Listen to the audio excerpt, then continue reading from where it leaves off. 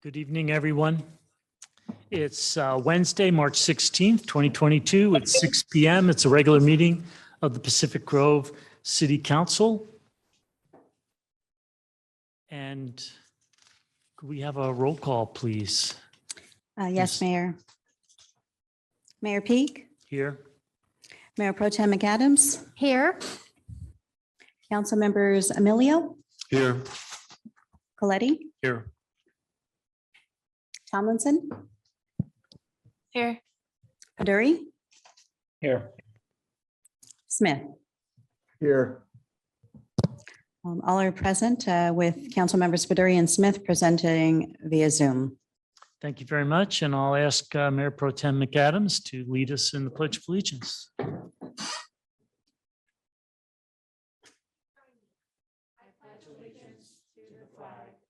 United States of America and to the republic for which it stands, one nation, under God, indivisible, with liberty and justice for all.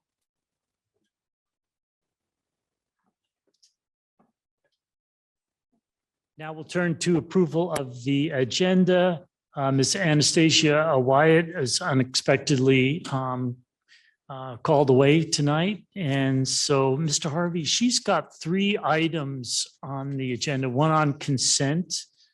Are we going to need to continue all 3, or what should we do? What would you suggest? Thank you, Mr. Mayor. Staff is just requesting respectfully if you would please continue item 12C to your April 6, 22 meeting. Ms. Hunter is prepared to present the other items on behalf of Ms. White. And one of them is time sensitive. Thank you. May I have a motion to approve the amended agenda? The motion to approve the amended agenda. Second. A roll call vote, please. Councilmember Emilio, Aye. Mayor Pro Tem McAdams, Aye. Council members Tomlinson, Aye. Smith, Aye. Paduri. Aye. Coletti. Aye. Mayor Peak. Aye. Motion carries 7-0. Thank you. All right, next, we have a presentation. We welcome Mr. John Paff, a trustee from our school board, Pacific Grove Unified School District. Welcome, Mr. Paff, and we'd like to know what's going on. Oh, normal stuff actually at school. So children are going. Fortunately, it's been a nice time out there, so things are good. Mostly what I'm here for is not really a presentation of what's happened with our CVA, but more just a discussion ever so briefly. Does this need to come up? No, it's on. It is on. It was just a bit low and yeah, or I'm a bit tall. Your choice, Ben. You are tall. Thank you all for having me, Honorable Councilman, Mayor Peak, Mr. Harvey, and staff. Thank you very much. So what was asked is just how did the CVRA go for districting at the school district? And I would say we're through. We started and we had a resolution in April of 2021. And we are just now this week, we finished with approval by Monterey County Office of Education. There are some differences between a city and a school district, which I will touch on ever so briefly what I know, but really that's not very much. What we have to do is say the CVRA says that the only way to ensure that you are not having a block that is potentially having race as a factor is to have by-district elections where you can create districts within the city, or in our case, PGUSD, which is bigger than the city in terms of total area and people. And so where we went, we brought a resolution in 2021 after some other discussions, in part because there are penalties for not doing so if you are found to be guilty of in any manner violating someone's voting rights. And it turns out no one has ever, as you all know, successfully defended this. I mean, Santa Monica School District has spent $22 million and may have won. PGUSD cannot afford $22 million. I'm pretty sure PG City can't afford such a heinous amount either. And that is true universally. And there are people who are using this as a pretext, much like ADA can be used as a weapon instead of what it's really intended for. In any case, one could argue forever the rational limits on CVRA. For us, this process had two initial hearings in August and September. We got census data out. We were looking very hard to have a demographer take that census data and give us some rational limits. It turns out we were the flea on the tail of the elephant trying to push around, because there are cities that need that far more desperately. And I kind of agree with the demographers. They should take care of LA Unified and LA City well in advance of PGUSD, because the demographics really support that, and that's appropriate. Anyway, so that took longer than we wanted. We had a draft hearing January 20th, another map hearing on February 3rd. We had 4 maps initially. We went to 7 maps on February 10th. That was reduced to 2 maps. I wasn't at that February 10 meeting. I can't really address anything in that discussion. I had emergency out town. And then last week we adopted maps, and then Monday this week the county accepted what we adopted. I don't know what that would mean for a city. I do know that schools have no lower limit. The school district in Bradley, with all of 350 people in the city, could be forced to redistrict, I think, and that makes no sense whatsoever. I think there is a limit on cities, that there's actually a lower limit where it's actually written in the code that it doesn't have to happen. But your lawyer, Mr. Laredo, should follow and understand that if this is a purpose you want to, or a route you want to take. So I didn't try and bring maps. We did go through our attorney, Lozano Smith, and had them hire the demographer. And I think that was a wise choice for us to try and keep the demographer at arm's length. I think that is for us, probably for everybody. You just don't want to have a committee that may have undue influence, even if unintentional. But that, of course, again, is, there might be a committee that works perfectly. We didn't really address that. We just said, Lozano Smith, please have at it. And they hired Jeff Tilton at National Demographics, who, again, after the 2020 census, I think is as busy as a one-arm paper hanger. So that would be what I said is the largest concern that I ultimately had. We couldn't quite get the data to the public as fast as I would have hoped, and the maps out quite as fast as I would have hoped, although there was ample time, a couple of months to look at and review. And I think that's how we went from 4 to 7 and then back down.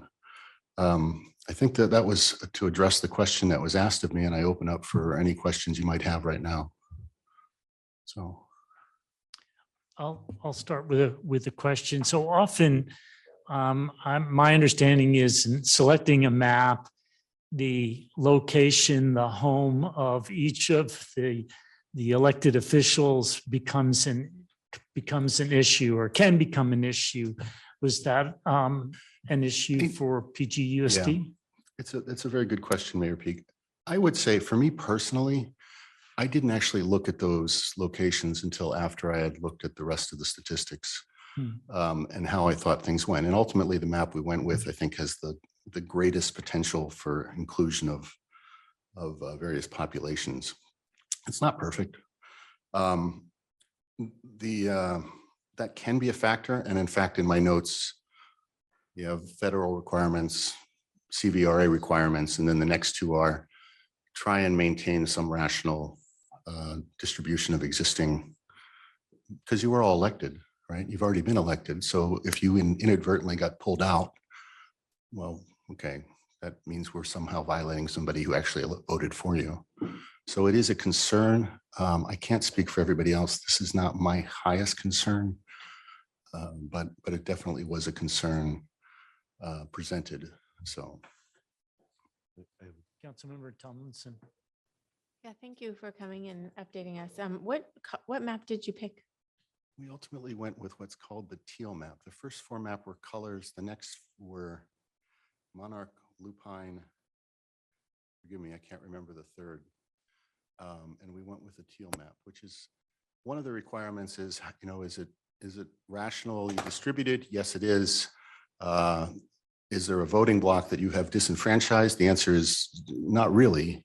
And in fact, you could get into long, long debates, which is not the purpose here today, about various locations in the city, because there are small pockets, but there's really no large pocket where you would say we have to really, it just doesn't exist that way. It's a small population. But it is worthwhile doing. I did look at those again. It actually seemed to me to be the most well-distributed map. And the other choice of the two was ultimately a very large stretch. I do want to talk about one section of our district, which you guys don't have. Stretch of Pebble Beach, which looped all the way around Ocean. So basically, I would say more than a third of the area would have been encompassed in one district and the other split up. And that is not a compact map, and the line was not. The area that is odd is the 24 homes that are right in Pebble Beach, that are officially Pebble Beach, right outside the city, which you guys should annex. But that's another issue. Because that is in fact low-income population that is subsumed by the surrounding area, and there's really, by definition, it's low-income housing. But I didn't think of a way to consider that in a better manner than we did. No matter which map, it just didn't seem easy to put that and define that as a voting block. It's only 24 homes. So that was not included. It's in a block, Mhm. but there's, unless you drew something that was this long snake. It wasn't going to make sense. It didn't make sense. You couldn't do it any other way. Okay. So, I Yep. found the map, so thank you. yeah, they are on the Councilmember- website still. Yeah. Councilmember Emilio. Thanks, John. Yeah. Appreciate that. When is this effective? Well, for us, it'll be the November 22 election. We will have districts. November 2022. Yeah, I'm sorry, I said 22, but it's 22. 2022. Correct. Okay. So it is effective more or less immediately. So starting in June. And I know the city of Monterey has gone through this too, and they're going to districts Yeah. also. Okay, thank you, Yeah. John. I mean, for 15,000 people, I think we've, people have, I mean, I only looked at 12 people, but it's actually been reasonably distributed, starting at the Del Monte Park with 20 years of people there, and then some people from Pebble Beach. The area that oddly doesn't seem to have candidates, I didn't find one, was the Ocean Strip, but I don't know, maybe that makes sense, who knows? So, Thanks, John. Well, if no other questions, I thank you very much for coming and in person. So you get 5 stars out of 5 for being in person and giving us this update. And I suspect there was, as you said, only 2 hearings, but obviously there was a lot of work to discussed it make it happen. And at, I appreciate want to say that. 7 meetings total, so, Yeah. yeah, a couple of public hearings by now, so. All right, And I a hope- town hall, and thank you all very much. I appreciate your time tonight. Take care. Okay, we'll now move on to council and staff announcements, and we'll start off with our city attorney. Good evening, Mr. Mayor, members of the public and staff. I'm going to report on 2 closed sessions. The first is March 2nd. The council did adjourn to a 10 p.m. closed session at the end of the regular agenda. There were 2 items on the closed session agenda that evening. One of the items was continued, though, to a date uncertain, and that was the conference with real property negotiators concerning Sloat Avenue. So no discussion or action was taken on that. The other was conference with legal counsel concerning the pending litigation, and that was the case of Pacific Grove Coast Watch and Anthony Ciani versus the city of Pacific Grove. The council did discuss that case. They reviewed the status of the complaint that had been filed in February. And that's a CEQA challenge to actions taken by the city with respect to the American Tin Cannery development application. The purpose of the council's review was to determine defense counsel for the city's interest. The council considered the merits of 5 different law firms that were identified to have the qualifications and experience to represent the city's interest. After reviewing all 5, on a motion by Council Member Smith, second by Council Member McAdams, all members being present, the Council unanimously authorized the retention of Chris Stiles of Remy Moose Manley as special counsel to defend the matter. The council also required the matter to be returned for council review by the expiration of 1 year to determine the status of that contract. This evening at 5 p.m., the council held a closed session.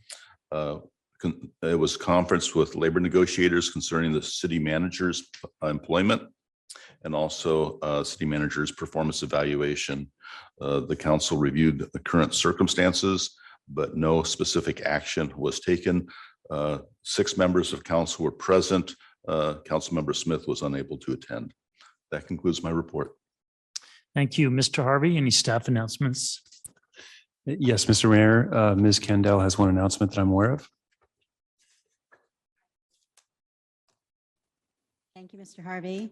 I just wanted to let everyone know that the special election will be held on April 12th. We will have early voting here in chamber on the Friday before and also on the 11th. So that is the 8th and the 11th here in council chamber. We have a ballot box right outside that will be open for ballots through the 12th at 8 p.m. Then it will be locked and those ballots will be taken to the nearest polling site. So that's my announcement. Thank you. Any council announcements? Mayor Pro Tem McAdams. Thank you, Mayor. And thank you, Sandra, for that announcement. Also, you can drop off your ballot at the farmer's market, which is something new this year. The elections department will have a table. CHOMP has been seeing an uptick in fentanyl overdoses, which include our youth. And unfortunately, our community saw a young person's life taken due to an overdose. My sincere condolences to the family. In response, Montage Health and PGUSD are having a fentanyl town hall. This will be a hybrid meeting and will take place on Monday, March 28th at 6:30 p.m. That will be in person at the PGUSD district office conference room or via Zoom. You can look on their website for more information. Thank you. We have some housing workshops coming up and for both the landlords and for renters. And understand the state is authorized grants for low-income renters. I don't have the details on any of them, but if you go online to city website, you'll find more information about the housing workshop. So I encourage landlords and renters take a look at that. Right now, moving on to general public comment. Do we have any members? Let's do the in-person first. If you would please come forward. And for those that are Zooming tonight, we have 6 members in person, 6 brave souls. Thank you for being here. And 62 people on Zoom. Welcome. Thank you. That's a powerful mic. Good evening, Mayor, Council, and City staff. My name is Jenny McMurdo. I'm the new President and CEO of the Pacific Grove Chamber of Commerce, and it's so nice to be in person tonight with you. Just a couple of updates from the Chamber. This Friday, which is coming up, we are having our annual membership luncheon that is open to the public as well as our membership in City. And we are going to be honoring 5 really wonderful people in this local community: Kyle Crassa, the Fishwife, Corsco, Central Avenue Pharmacy, and Sherry Sands is our Citizen of the Year this year. We're also going to have a keynote speaker, John Copel from the Howard Jarvis Taxpayers Association, who's going to talk about the repeal of the death tax, which is an interesting topic these days. So it should be a really good time. It will be at the Inn at Spanish Bay, and I look forward to seeing as many of you that can come as possible to honor these really wonderful people. Also, something to put on your calendars: next Friday, March 25th, Grand Avenue Flooring is having their grand reopening with their employer turned owner. Sarah Pryor is the new owner. And we are going to do a ribbon cutting ceremony for them around 4 o'clock. So we hope that you can come and celebrate the change of ownership at Grand Avenue Flooring next Friday. And then last but not least, the PG Chamber just wanted to give our thanks to Allison Hunter for her years of service at the city, especially her patience on really complex projects. We're sorry to see her go, but we wish her well in all of her endeavors. Thank you so much for your service, and thank you, Allison. Thank you.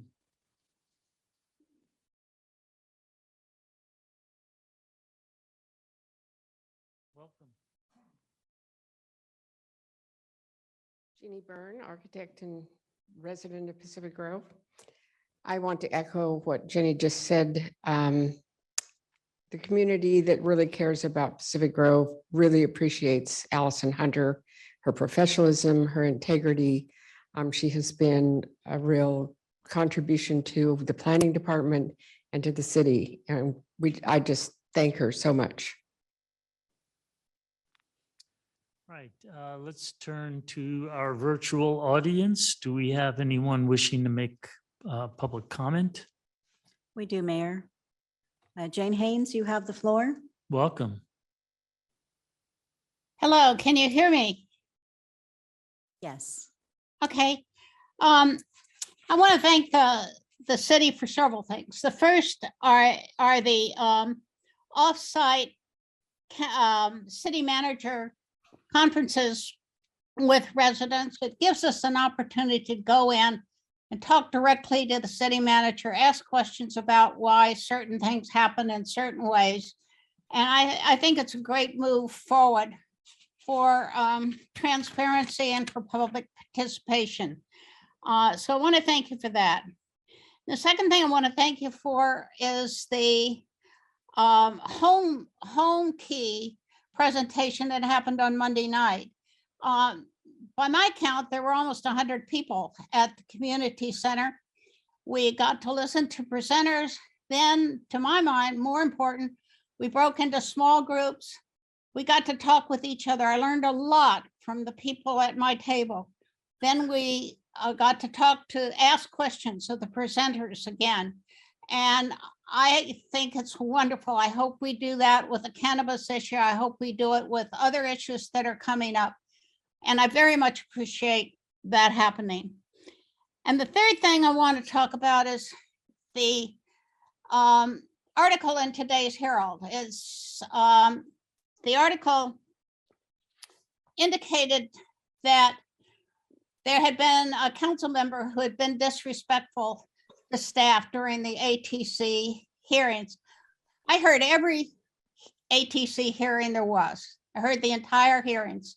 I never heard a council member be disrespectful to any staff member.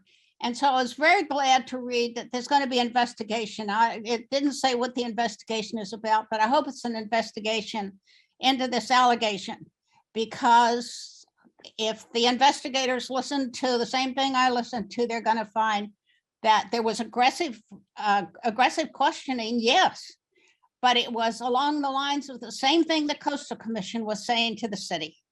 And so anyway, I'm very pleased to see that there's going to be an investigation, and I hope that the results of that investigation will be made public to the public as well as the city council. In the case of Project Bella, there was one report for the city council and there was one report for the public. It denied the public the opportunity to question what the city council was told. So I hope there will be just one report, and it'll be a report that everyone will have an opportunity to read. And so anyway, I thank you for going ahead and having an investigation. I assume it's an investigation into these allegations of disrespectful conduct, but I don't know if that's what it is or not. But at any rate, I'm glad there'll be an investigation, and I hope the public will be able to see the same thing the council sees as far as the investigation findings. So thank you. I think this is a great move forward, that the city is moving forward on transparency in the three ways that I've mentioned here, and I thank you for it. Thank you. Mr. Mayor, I'm sorry. Our timer for online is not working, and so we're trying to do that manually. We're trying to figure that out. Thank you. Inga Lawrence and Doimer, you have the floor. Welcome. Thank you. I'm having a great deal of difficulty hearing some of the speakers when you don't speak into your microphones. And it sounds like the mics were turned up a little. So I thank you for that. I received my ballot for Prop L, to revote and yesterday. And whereas I really thought I was going to vote for it, I'm uncertain now. I'm doubting that I will, because the last city council meeting, March 2nd, this majority council wanted to raise their salary and benefits, but realized it might not look very good to voters after they already declared a fiscal emergency to try and fix the previously flawed ballot measure to raise the sales tax. And they also voted for thousands of dollars in legal fees to sue the state franchise tax board, blindly following advice. And this council duplicitously voted to continue their salary vote until after the April ballot. This last agenda item was not even included in the widely distributed city manager's report, which is now bi-weekly. A glaring omission. It's always listed of all the actions that were taken. I think that there should be a vote for salaries and benefits. And I tell you again, I will not vote for any council member who votes to raise their own salary and benefits. And that's an issue that should be on a ballot itself. And I really question how I'm going to vote for the sales tax measure now too. Thank you very much. Thank you. Marcia, you have the floor. Welcome. Good evening, Mr. Mayor and city councilors. I want to thank the mayor and other councilors who asked questions of city staff on behalf of taxpayers, residents. When you do not simply rubber stamp staff reports, you are properly doing the job we elected you to do. Elected representatives are the electorate's voice. We voters only get 3 minutes to respond to staff reports. And in those 3 minutes, we are not permitted to ask questions. In fact, in my humble opinion, we need more questions to be asked by all councilors. The city is currently facing 2 lawsuits and 1 Coastal Commission investigation, which may end up in costly consequences to PG taxpayers. Yes, us. Remember us? Yeah, we're at the top of the food chain that pay the bills. If more questions had been asked at the time by all councilors, perhaps our city would not be facing these 3 legal issues that are a result of alleged questionable judgments, decisions demonstrated by some city staff. So please ask more questions. We really appreciate it. You are our voice. Thank you so much. Thank you for your service. Thank you. Lisa Ciani, you have the floor.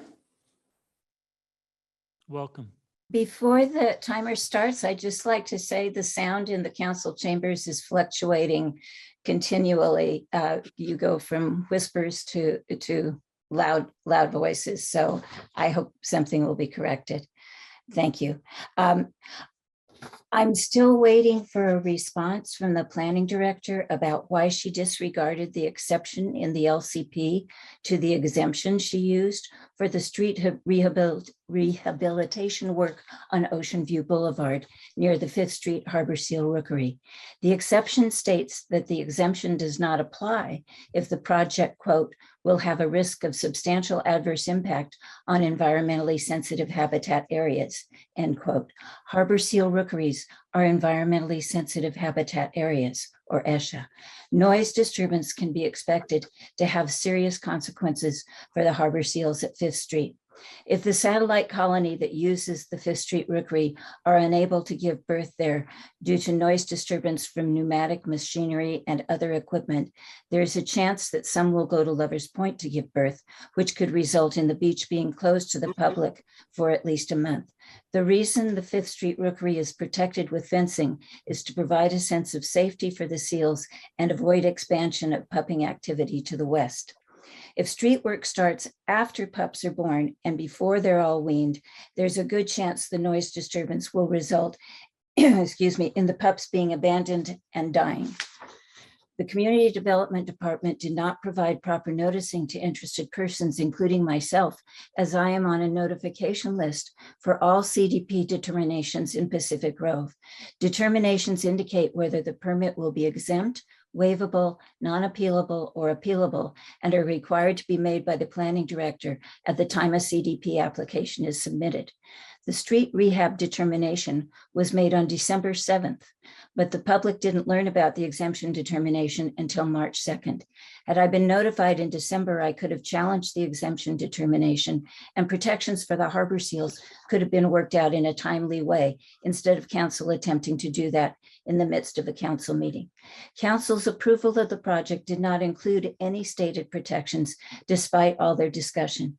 If someone cares to listen to the video, they might be able to list what you discussed, but where is that in writing?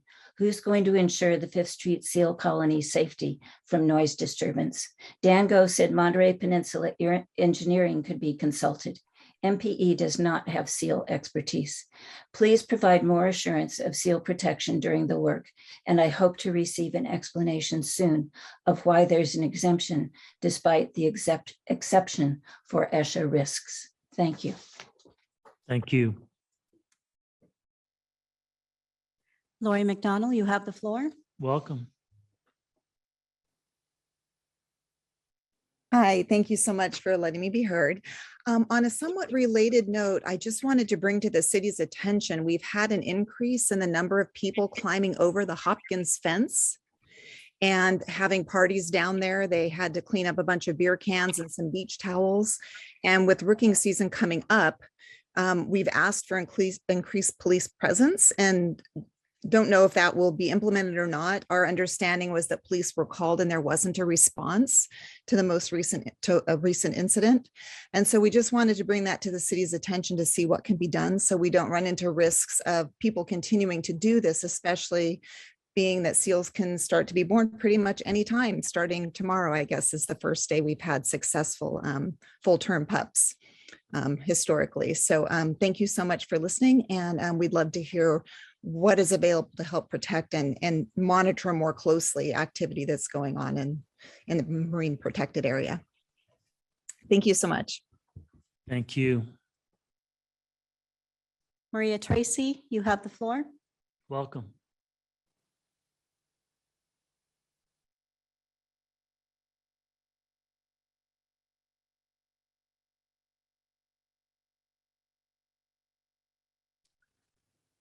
You'll need to unmute yourself, Maria Tracy. There we go. Thank you. I'm sorry. I'm a retired registered nurse and taxpayer in Pacific Grove. The issue of housing is important to me because I am the sole caregiver to my brother that has been homeless and suffers from many physical and mental health issues. A few weekends ago, a neighbor and I spent a couple of hours canvassing our very immediate neighborhood. Almost without exception, my neighbors expressed frustration and anger at the lack of assessment, research, plan, and lack of transparency the city has demonstrated in regards to the Project Home Key application with Shangri-La Industries and others. Shangri-La clearly has strong financial interest in shepherding this project application as quickly as possible. This was not a NIMBY response. Project Home Key requirements will tie Pacific Grove to 55 years of financial liability. Additionally, should we be granted funds from the state prior to public plan and input and then decide not to proceed, will we leave ourselves exposed to breach of contract with Shangri-La and find ourselves in a protracted and expensive legal battle with a large real estate development company. In light of this, the undersigned residents of Pacific Grove, which I gave you 125 signatures collected in a couple hours, have formally requesting that the city of Pacific Grove and its representatives immediately stop the application for Project Home Key funds and associated agreements with all potential co-applicants. We request an immediate halt until such time that the following criteria are met. Research and identification of prospective clients and a detailed needs analysis. Research of methodology to best meet clients' needs that explores all options with associated analysis of current and future costs. Public discussion of the plan and methodology to achieve the goals, input to include residents and prospective clients. If a project requiring home key funding is agreed upon, then Pacific Grove must seek competitive bids, do background checks of all co-applicants that includes a detailed review of costs, lien history, bonding history, audited financial statements, and prevailing wage documents. Just because Salinas did it doesn't mean we should do it. I strongly encourage everyone listening tonight to read the state memorandum on Project Home Key Funding Round 2. Get informed. Let's not let false goals, Shangri-La, Step Up, or anyone else bring us to a bad place or more financial instability. Thank you very much. Thank you. No further hands are raised. Mr. Mayor. Let's give it just a moment. Andrew Kay, you have the floor. Welcome.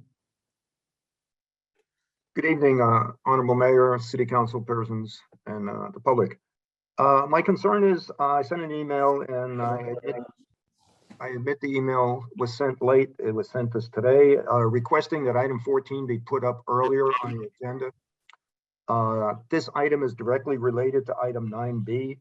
9B gives us the current status of the RENA, and item 14 discusses what the RENA numbers would be, which seem to be excessively large compared to what they were planned to be.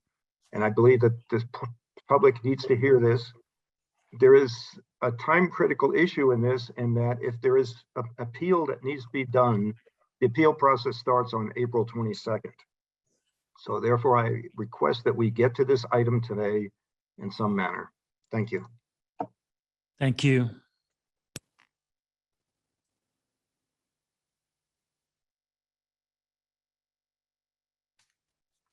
MBEP, you have the floor. Welcome. Hi there, thank you. This is Alyssa Kroger with MBEP. I just wanted to clarify, I hopped in late. Are we able to speak on the Project Home Key item currently? Yes. Perfect. I have a quick comment. So good evening, Mayor Peak and Pacific Grove City Council members. Again, this is Alyssa Kroger speaking on behalf of Monterey Bay Economic Partnership and as a former housing service provider at Pacific Grove. MBEP fully supports a home key project in Pacific Grove, which will be a step in addressing the housing needs of all in our community. This is in line with recommendation 3 from our COVID-19 housing response position paper, partner with the state and implement Project Home Key. MBEP supports the City Council in taking advantage of this opportunity to leverage one-time state funding that will make a critical impact in increasing Pacific Grove's low-income housing stock and meeting 5th cycle regional housing need allocation targets. As a former housing service provider in the city, I've received several calls firsthand from long-term residents of Pacific Grove who are being priced out of the community they know and love. Most of them were living on fixed income, at risk of homelessness, and or faced with having to secure new housing options elsewhere in the county or beyond due to the insufficient supply of low-income housing in the city. Thank you for your time and consideration. Thank you.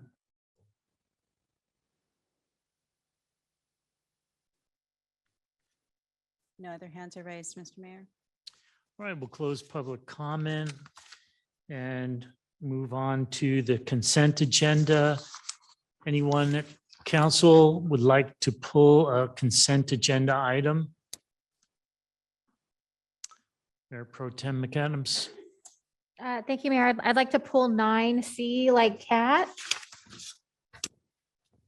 And then I don't want to pull the item, but I'd like to comment on 6A I just wanted to thank the donors and volunteers and the Friends of the Library who made the mobile outreach vehicle electric powered, otherwise known as MOVE, possible.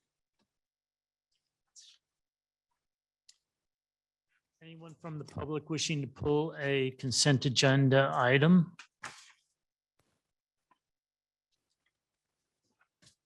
I see no hands raised, Mr. Mayor. All right, seeing none. So let's move item 9C, the annual progress report for general plan implementation to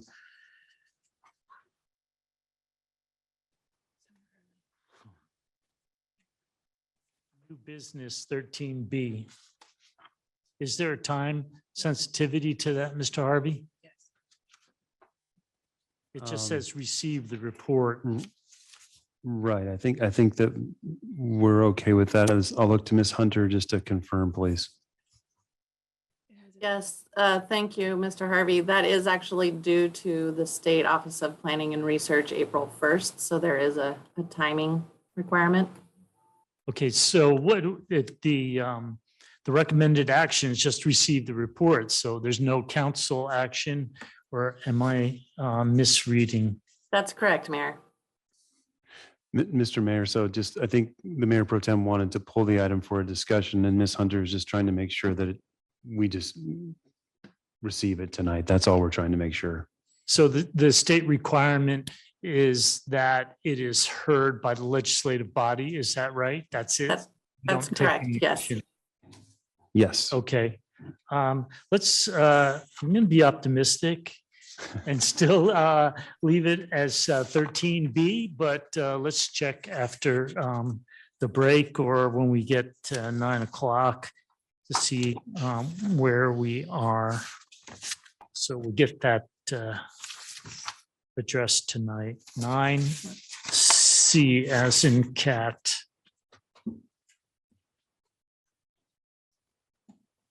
All right. I hear a motion to approve the amended agenda. I move that we approve the amended agenda. Second. And vote, please. I didn't catch you second that. I did. Yeah. Thank you. Thank you, Councilmember Emilio. Councilmember Tomlinson, Aye. Councilmember Emilio, Aye. Mayor Peak, Aye. Mayor Pro Tem McAdams, Aye.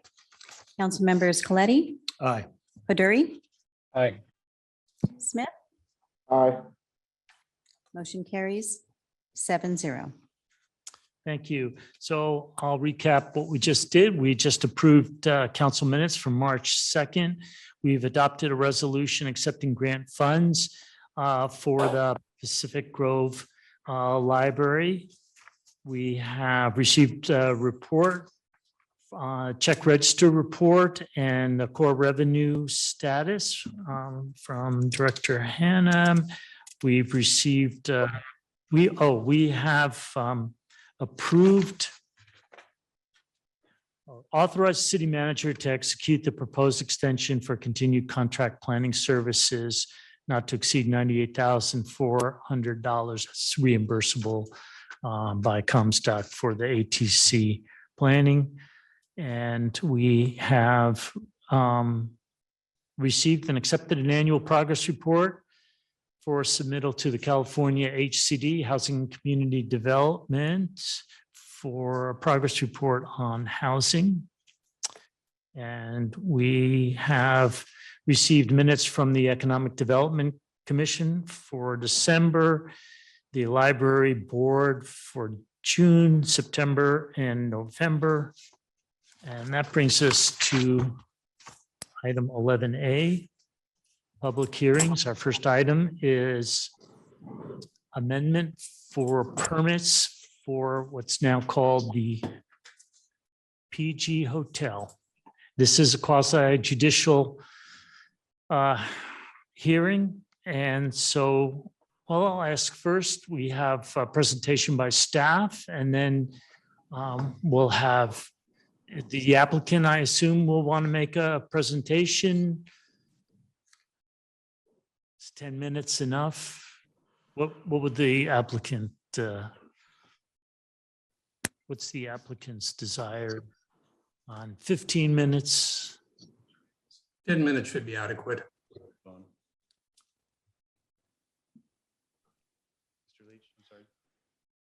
Yeah, 10 minutes is fine. Thank you. Okay, and then we'll take public comment, close the hearing and have council discussion. Oh, and I'll ask for ex parte. Let me start off with any ex parte disclosure from council members. I'm seeing none. Oh, I have a Mayor question. Mayor Pro Tem McAdams. Thank you, Mayor. I just have a question about this process. So is there a respondent then, or?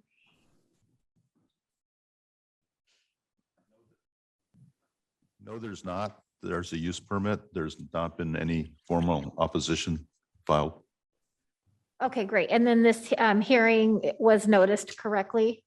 That's correct. Great, thank you. Hi. Well, we'll start with staff report. Welcome, Mr. Sidor. Good evening, Mayor Peak and council members. Before you this evening is a proposed amendment to the Pacific Grove Hotel, formerly the Hotel Durrell project, located at 157 Grand Avenue. The council approved the Hotel Durrell project on September 5th, 2018, and the resolution is part of the agenda packet for this hearing. Current matter under consideration by the council is limited to the proposed amendment.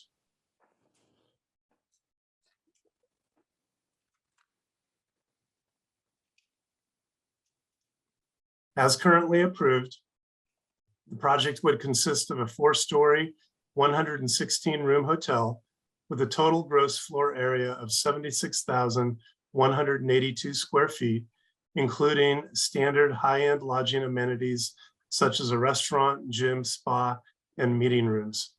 The approved project would also provide both on-site parking and on the ground floor of the hotel and off-site parking on a surface lot across Fountain Avenue. The proposed amendment would reduce the number of guest rooms from 116 to 102, increase the guest room interior ceiling height from 8 feet to 9 feet, thereby increasing the overall top plate height of the main structure to 40 feet, increase on-site parking, thereby eliminating the requirement for the previously approved off-site surface parking lot and associated condition number 4, and allow certain roof appurtenances to slightly exceed the previously approved height exceptions. The applicant also consulted with several adjacent Holman building property owners and agreed to remove passive roof uses initially proposed as part of this amendment. Packet under consideration by the council incorporates this change in the proposed amendment. Also, the prohibition of amplified sound on the roof has been retained in the revised condition number 12. Project elements such as building coverage, total gross floor area, exterior colors and materials would remain the same as currently approved, and the proposed amendment is in substantial conformance with the approved project and continues to demonstrate consistency with the general plan and applicable zoning ordinance. The applicant's stated goal in requesting these modifications is to provide the community of Pacific Grove with a higher quality hotel than originally proposed by reducing the room count and increasing the width of the guest rooms to the current minimum standard for luxury hotels. Increasing the ceiling height allows the hotel to also meet the current 4-star or better rating. The result of these modifications would be the construction of a higher end luxury boutique hotel that would allow higher average occupancy rates without increasing the building footprint or square footage. As amended, the project would increase the total number of parking spaces from 93 to 112, while eliminating the need for the 28 off-site spaces on a surface lot across Fountain Avenue, resulting in a net increase of 19 parking spaces and eliminating the requirement for condition number 4. This would also improve employee safety as valets would no longer need to cross Fountain Avenue to park or return vehicles to guests. Elimination of the service lot also improves aesthetics in this shopping and dining district. As amended, certain roof appurtenances would also slightly exceed the previously approved height exceptions. Per Pacific Grove Municipal Code Section 2364-120, roof appurtenances may be permitted in excess of height limits, provided a use permit is first obtained in each case. The City Council approved a use permit in 2018, and this amendment would modify that previous approval. This slide compares the 2018 approval and the proposed amendment. The original design included approval for certain roof appurtenances to exceed the height limit of 40 feet. These increases are directly related to the proposed increase of the ceiling heights on the guest room levels. Owners in the Holman building have raised concerns about the increase in height of the main structure. However, private views are not regulated by the city nor considered an impact under CEQA. As amended, project would also generate additional transient occupancy tax. Typical occupancy for luxury boutique hotels is 86%. And based on a conservative scenario of 67% occupancy for 102 rooms at $339 per night per room would generate over $1 million per year in transient occupancy tax that would go directly to the city's general fund. As amended, project is consistent with the previously certified final environmental impact report for the Hotel Durrell project and would reduce potential impacts related to traffic, parking, and water use. Potential visual impacts would remain less than significant, and pursuant to section 15162 of the CEQA guidelines, the proposed amendment does not require preparation of a subsequent EIR because no new information has been presented that would warrant further environmental review. Staff also received correspondence from interested parties regarding the proposed amendment and expressing concerns regarding private views of 14 space parking and adjacent access easement and construction access. This concludes staff's presentation, and I'm available for questions, and the applicant is also available to respond to questions and has a presentation. Thank you. Mr. Russom, are you speaking on behalf of the applicant? We have a number of people who will be speaking. It'll be initiated by Robert Leach, and then I will follow along with a visual presentation to clarify the changes we're requesting. Mr. Leach, welcome. Thank you. I want to thank Mr. Sidor for the presentation. Talk about taking the wind out of your sails. He covered about everything I could possibly cover. I feel like I'm out in the middle of the bay with no wind in my sailboat, but let me just say that just to reiterate a couple of quick points, and we want to try to be as brief as possible. And I think the presentation Mr. Russom's going to make is goes really to the core of the issues. The project was approved in 2018, which we know. There was a full environmental impact report that was certified at that time. We took a look at the project and thought we could do better by actually making it smaller than bigger.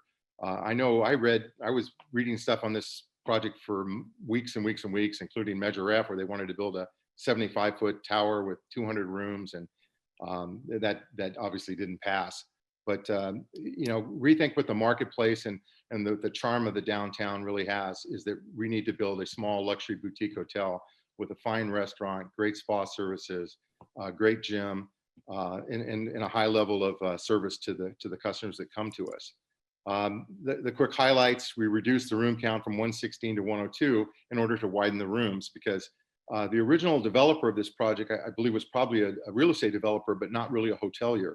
And it's pretty, not many projects, luxury boutique projects, would have a 12-foot wide room, nor would they have an 8-foot ceiling. So we're asking to modify both of those. We took care of the width by reducing the number of rooms. The ceiling, we need to ask for a 36-inch variance to the project in order to accomplish the 9-foot ceilings on the 3 floors of guest rooms. We consolidated the parking at a cost of the ownership of another $1.2 million by using parking lifts and the parking garage. It's a common practice. You can see it done at down at the Clement Hotel in Monterey. You can see it over at Monterey Plaza. These lifts are designed by professional parking companies, and they're used throughout the industry. On March 2nd, my wife and I did meet with the Homeland Association group and sat down and talked to them to listen to their concerns and get some of their ideas. 2 things that they were adamantly opposed to was they did not want rooftop yoga, and they did not want an organic garden on the roof. You know, and so we fought the good fight there, but we agreed to remove those items from the list. They were concerned about. I think the big concern is always noise or anything that could go wrong. Although I've never met a lot of rowdy, noisy yoga people, nor organic gardeners. But we took that off the list because we're trying to accommodate them as best we can. They also asked to make sure that there was parking during construction. We own the property across the street on Fountain Avenue. We have room for 14 parking spaces over there. We agreed to that, provided the association with a letter to that effect that we would support that and take care of it. The bottom line is by building a smaller but better hotel, we actually create a nice hotel, but we also create better revenue for the city and for the community and the general fund. That gets us, I think probably your projections back in 2018 would have been half of what we're proposing today. And our numbers today are based on actual numbers in the industry that have been prevalent throughout the Monterey area, even through COVID. Last but not least, you know, we're in for a building permit.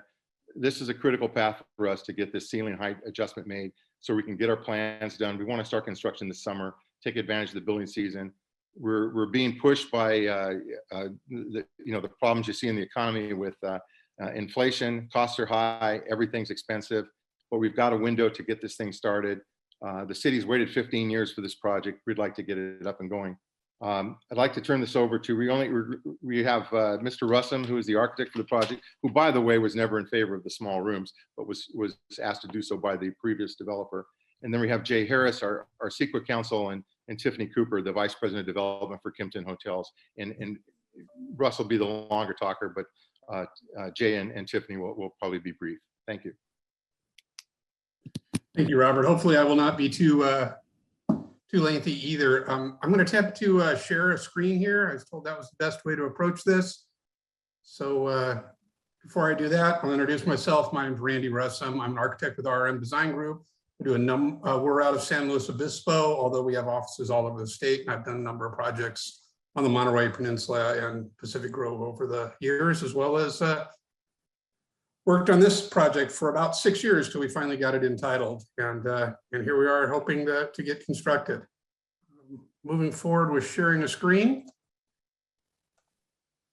If someone could confirm that that actually is shared and I have a decent internet connection, I'll move forward here. Yes, sir. Thank you very much. So this is what we had approved in 2018. And this is 2 different views. And this is the product you're getting. We are not making any reduction in quality changes that are going to make it less of what we promised. Matter of fact, our goals here are to make a better hotel. When it was originally entitled, it was in fact by a developer with different goals than the current ownership team has. The goals here is to bring a 5 or 4-star hotel, which results in a few changes that were necessary. One is an enlargement of the rooms, which was spoken to. And not only in width, they're enlarged, which results in a reduction, but there's also a need for an increase in height of the rooms. And none of the major brands at this level, when you're looking at a 4-star hotel, are going to be looking at 8-foot ceilings.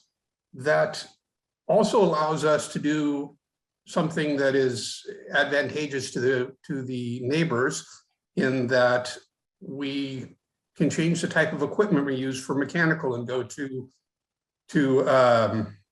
what are called mini split type systems, small units that are not like a large chiller, which could potentially be on the roof if we did not have the vertical room available to us to to install air handlers. So that's a little bit technical, but the answer is by going to 9-foot ceilings, we actually are taking obstructions potentially off the roof.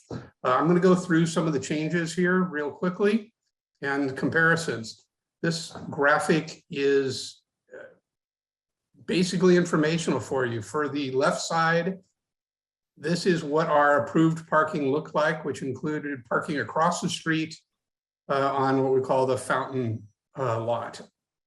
We have gone to the effort to get all of our parking inside the building on the basement level. There is an expense, actually quite a significant expense associated with that, because we have to go a couple feet deeper into the ground. We're not raising the building for that. We're actually going deeper into the ground. And of course, as Robert noted, adding lifts to make that work. In the end, we've reduced the rooms and increased the number of parking spaces. This happens to just show the Holman parking, which is a part of a previous entitlement for the splitting of this large parcel, where 14 spaces were required to be provided. That easement has changed configurations over the years, but it is still there. In fact, right now we have it laid out showing 15 spaces, not 14 spaces. We've already seen this graphic, but we find it very useful in illustrating the impact of the change in height of where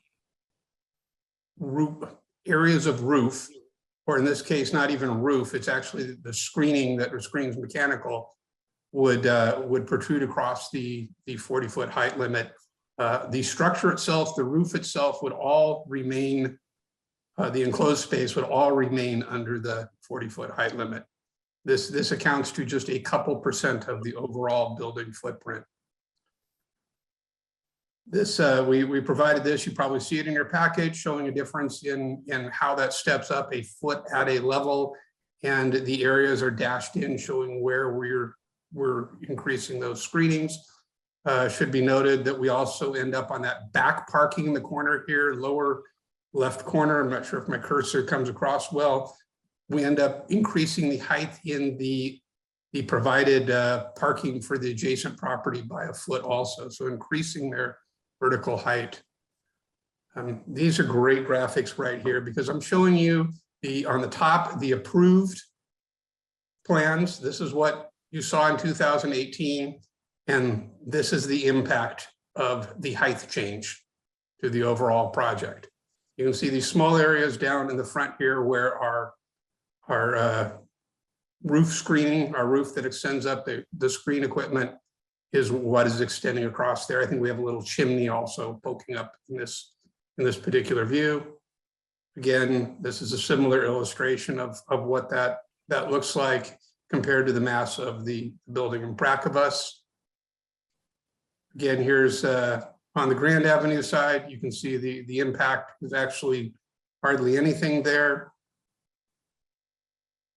Here's a view from the alleyway between the Holman building and our parcel, also noting the increased heights for the garage areas.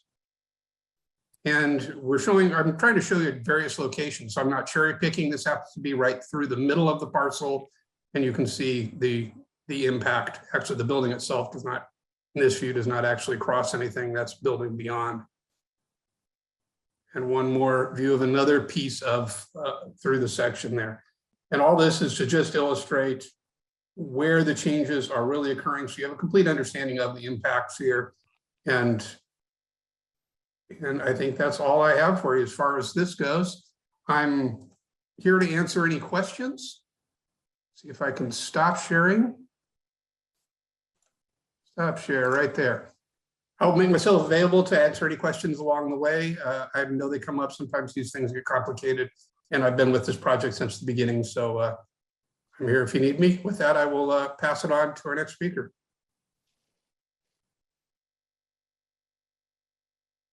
Wonderful. I think that's me. Good evening, all. Can everyone hear me? This is Tiffany Cooper. Yes. Yes. Oh, wonderful. Well, many thanks for allowing us to present this project this evening. I'm Tiffany Cooper. I'm the Senior Vice President of Development for the Americas.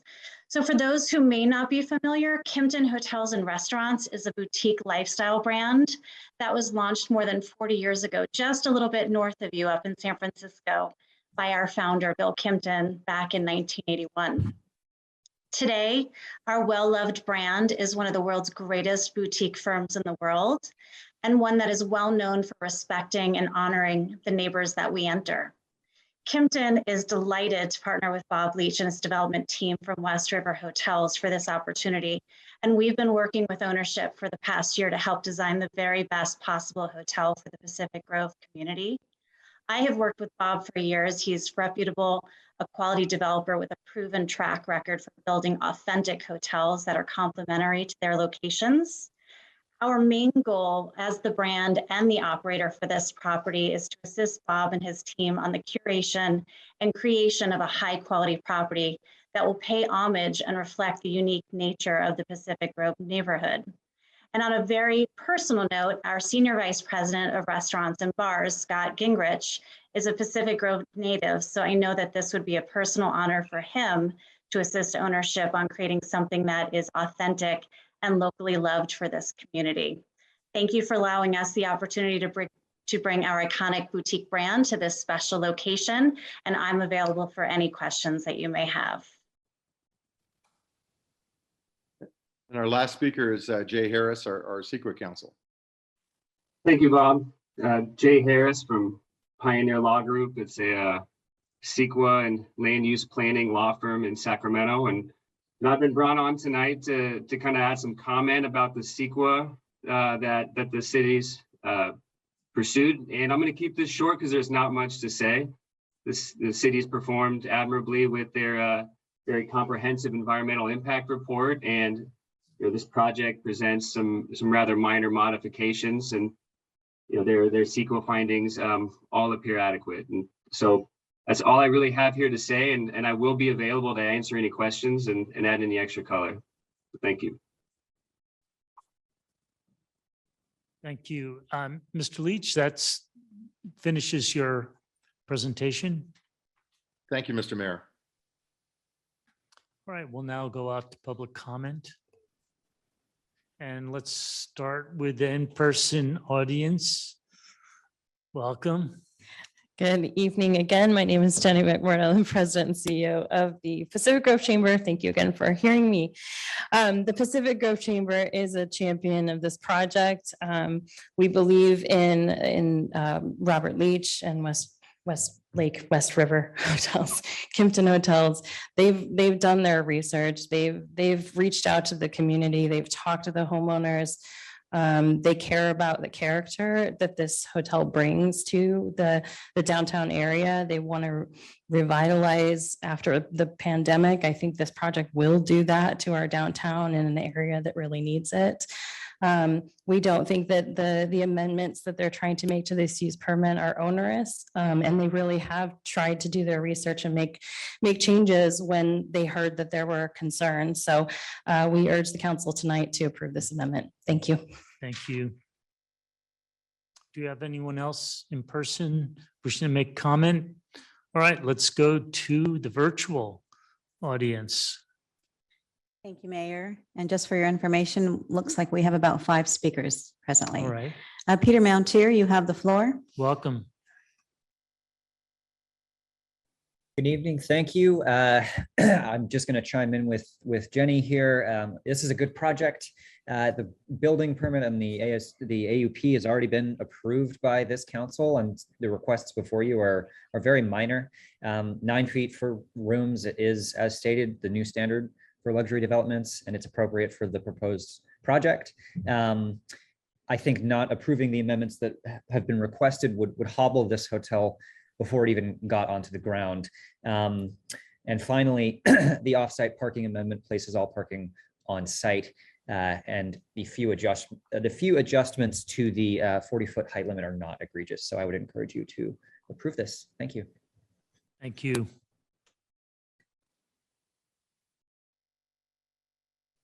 Mark Richards, you have the floor. Welcome. Am I unmuted? Yes, sir. You hear me? Yes. Hello? Can you hear me? We can hear you. Okay, I object to this amendment to the hotel, although I do support the original plans. And I truly believe that the architects, if tasked with finding the room they need for the increase in guest room ceiling height, it could be done. I read about it all the time in the newspapers locally and magazines nationally. You have to dig down anyway to get the lifts in and actually have them function. So you're going to gain some room from the lower foundation.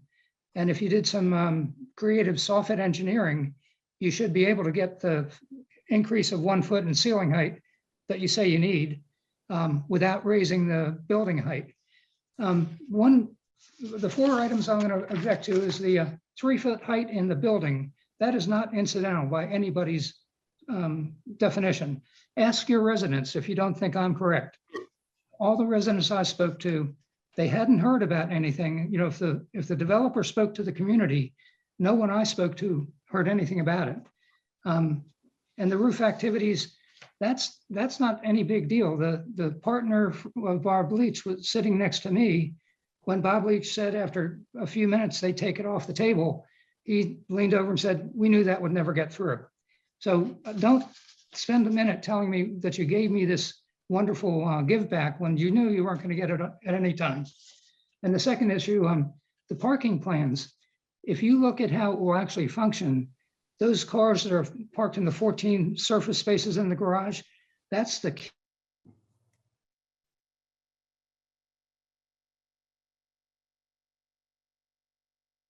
Mr. Richards, looks like you're muted.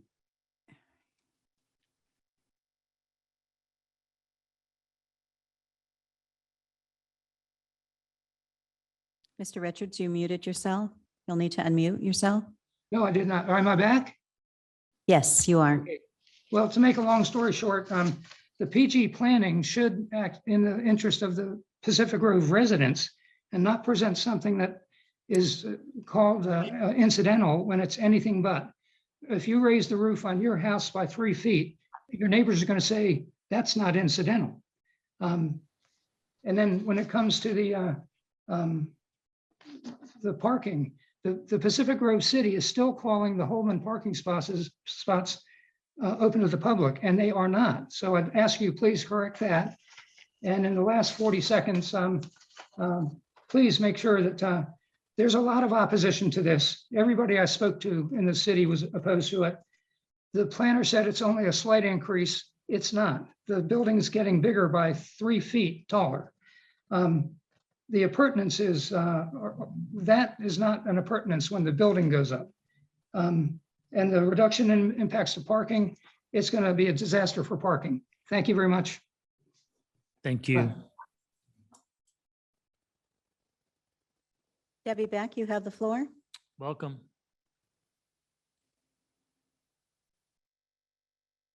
Good evening, Mayor and Council. Debbie Beck here. Item number 6, employee parking. As a business owner in downtown Pacific Grove, what we have found over the past 2 years are employees are now parking on Grand Avenue due to the parklets. And so the city parking lot has been overutilized between affordable housing units on Grand Avenue and Laurel. And I feel like we need to really look at what is available in that parking lot rather than saying the employees will only park in that parking lot where I don't believe there are spaces available. Again, parking in downtown has become a real issue.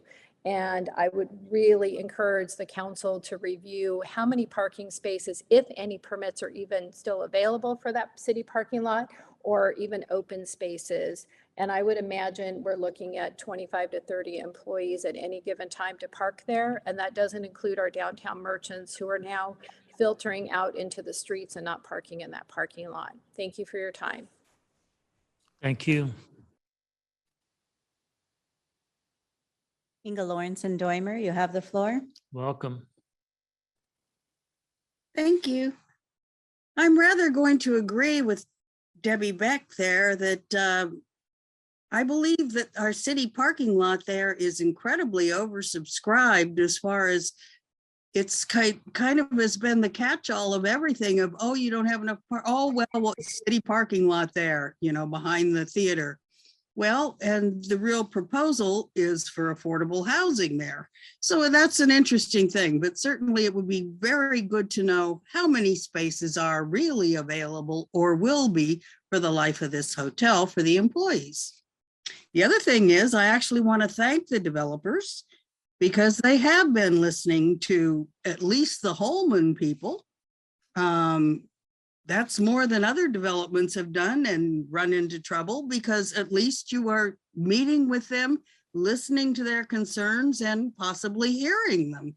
Because I'm never for raising heights at all. And 3 feet, I wonder what that does with a sun and shadow study. But at least you're listening, and I appreciate that. And you're reaching out to some residents anyway. The most greatly affected ones are right there in Holman's, yes. And if you've been with them since the whole beginning, then you know it's certainly changed. So if you could dig down deeper, that might be a better way to do it, as the one gentleman suggested. But at least you're listening and you're reaching out and you're trying to hear, and you did away with the garden and the yoga, because it would have morphed into something else, because that's always what happens in this city. Starts out with one thing and then, oh, well, this isn't that different, and it moves to another. So I appreciate your efforts. Thank you. Thank you. Christy, you have the floor. Welcome.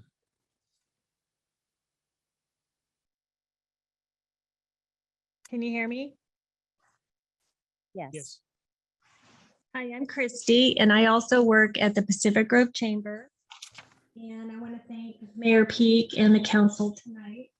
I agree this hotel project is very much needed in Pacific Grove, and I'm in favor of the parking underground. I think it'll be better for everyone to have the additional parking, and especially for the valet running back and forth across the street. We have a lot of cars in that area and a lot of visitors to park around there. And I'm thinking of the International Hotel and what their valet have to deal with. Also, the ceiling height of 9 feet is definitely needed in any upscale hotel. And I think that should be approved. And I would like to see the project additions approved by the council. And I thank you for your time. Thank you. Lisa Ciani, you have the floor. Welcome. Hello. I agree that it's a good thing to take the things that were planned for the roof off the roof, because I was very concerned that that was going to just grow into more activities and structure on the roof. The height, I would definitely like to not see the increased height. I think that this really should be reviewed by the Planning Commission to evaluate the height situation. I mean, definitely if you could accomplish that by digging in rather than going up, that would be ever so much preferable. A big aspect of this project is that it has the parking requirement, the unrealistic parking requirement of 1 space for every 4 rooms. So it's already minimal in terms of the parking provided. That's fine putting it in inside the structure, the building, the hotel building itself. I didn't know that there were mechanical lifts in the hotel buildings in Monterey. I thought those were only in separate buildings, but if the hotel guests don't mind, if they're able to keep the noise down, that's fine. But if there are 14 spaces across the street, I know there's this 14 number for the Holman, but across the street where the construction vehicles are going to be, then after construction is done, I would think those should be used for employees, because there's a condition, I believe, a condition of approval that they have to get to purchase 12 parking passes for city lots every year for the employees. And that really doesn't work for trading off from one shift to the next. How that would happen, and of course there's whatever the employee's motivation is for parking there rather than finding a space in the neighborhoods. So this has the risk of really impacting the neighborhood, the wonderful neighborhood there. So I would think that a condition of approval should be to switch out the parking passes for city lots, which is not reliable and doesn't seem to be being kept track of. It's promised on this project and that project and the other. But to use the lot across Fountain Avenue for employee parking, which would seem to be much more likely to get used properly. Thank you for listening to my comments. Thank you. Carla Bitter, you have the floor. Welcome. Good evening, everyone, Mayor, council members, and presenters. My name is Carla Bitter, and I'm the director of the Pacific Grove Museum of Natural History. We will be your neighbors. And we were very excited to see something vibrant and interesting coming into the neighborhood. One of the things we'd like to learn more about is the construction phase of the project. So things that we might need to plan for in terms of impacts to streets, closures, noise, vibrations, particularly when you dig the foundation. So we also occupy a city building. The city owns our facility and collection. And we just want to make sure we understand how to plan appropriately, be good neighbors, and work together going forward. So any time we can be included in the process and planning around that, we would be really, really pleased. And thanks so much for your presentations tonight. Thank you. Jeffrey Beckham, you have the floor. Welcome. Mute. Hello there. Well, I've watched this project for seemingly decades, finally to get to this point. And the current architectural design is so much superior to what was presented to us at various phases before. And I'm very much appreciative of that. There are only a few minor questions I have. They're not great worries, but I do worry about the city starting to regularly allow exceptions to the height limit, because we had to deal with that with the ATC recently, and it just can get out of control. The other thing is employee parking. I really hope that there will be some plan for how the employees can park, because I don't think that lot can hold any more people, that the city lot. But I do think that 9-foot ceilings is only reasonable in a high quality hotel. And so one way or another, that has to happen. And I think that that it really is the people who are in the Holman building who have the most to lose. And so they're the ones that will have to lead the fight if they're worried about the height. Basically, I think that it's a great design, and I'm really happy to see it coming into Pacific Grove. Thank you. Thank you. Hanson Reed, you have the floor. Welcome. Good evening, Mayor and City Council members. My name is Hanson Reed. I'm a real estate attorney in Monterey. I'm also on the City of Monterey Planning Commission. I represent the owner of a second floor resident of the Holman building. I submitted a letter to you earlier in the week, and these are just kind of follow-up comments. First and foremost, this is a new project. Going from what was basically a family hotel to a 4-star hotel is a different project. When the hotel owners bought the project, they knew the 2018 project. The residents of the Holman building, they relied upon the 2018 project. And it's not equitable or to make changes to the project right now, which have a significant negative impact to the Holman residents. It's not a buyer beware, but one of a changing playing field. It's a larger hotel. It is not a smaller hotel. It goes up by 3 feet, and it impacts the view dramatically. My previous comments in my letters previously were designed around that there wasn't a comparison between the two. I find it interesting that now there's a comparison between the two projects, the 2018 and the 2022. This is the first time that this has ever been shown to anybody, was when Mr. Rasmussen did that today. So we've never seen this until this evening. The 3-foot increase is approximately a 10 to 8% increase in the bulk and mass of the affected view from the home and the property. And I agree that there is no right to view, but you already have a project that's approved. The project is approved already by the city to go up 3 feet and have that view impact. These people bought their houses and residents based upon a set of plans, and now they can't follow them. My recommendation is, and we'll talk about the parking real quickly, but effectively you're trying to take parking rights away, and that's a problem.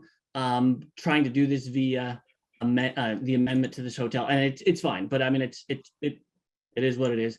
My recommendation is that you ask for, before you decide to go on with this project or this amendment, get some real visual impacts from the home and building that do look out to the view, because these are citizens and residents of your city that you are going to dramatically impact their life by this new amended project. Thank you very much. Thank you.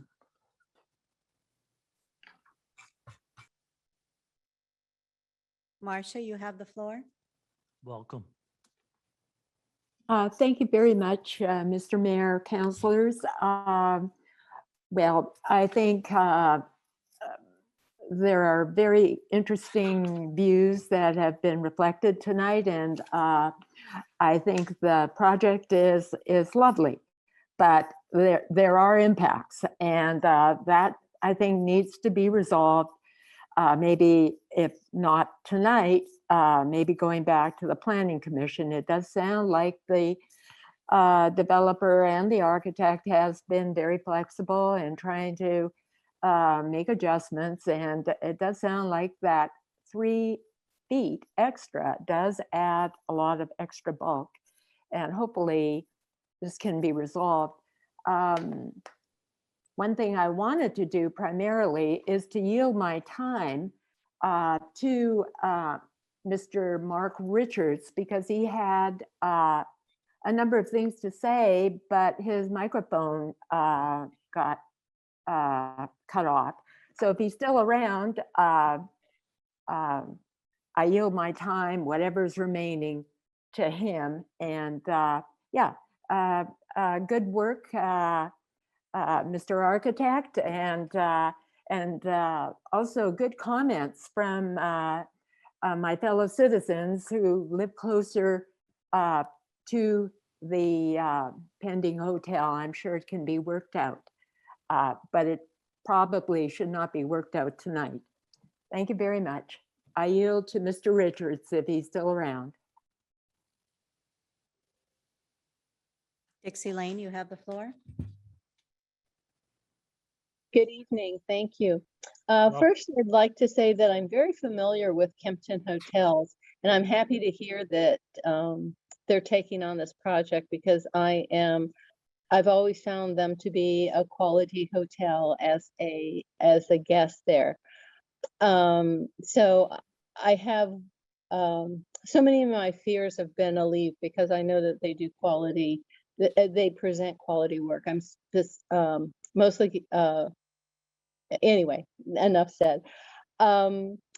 I personally have lost, so I live in where you're going to build a hotel. I live and work here, and I've already lost so much of my views with the home and building. So I understand, why we're so concerned, because the home and building wasn't supposed to go any higher, and it's about 1.5 stories, if not 2 stories taller than it was promised. So so there's some real reservations, and that well, that's that. But about the parking, before the city gives away any more parking, they need to make accommodations for all of us who live and work downtown already.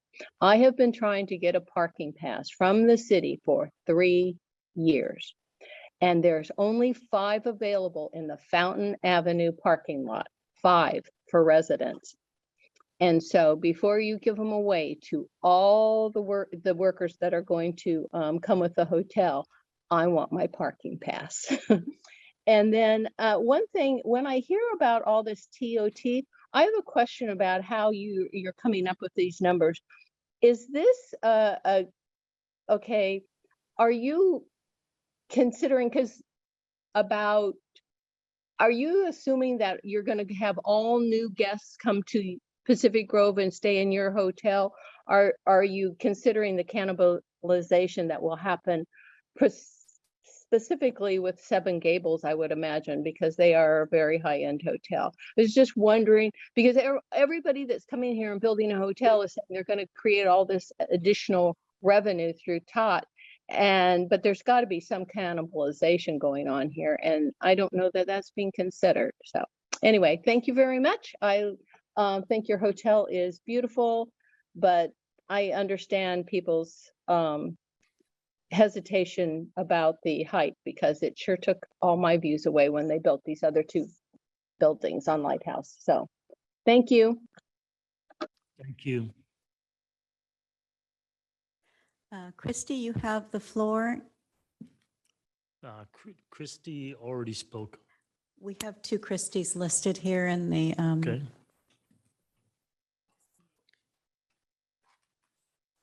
I'm going to assume this is a different Christy. You'll need to unmute yourself, Christy. The first Christy was Christy Metzner, I believe. Okay.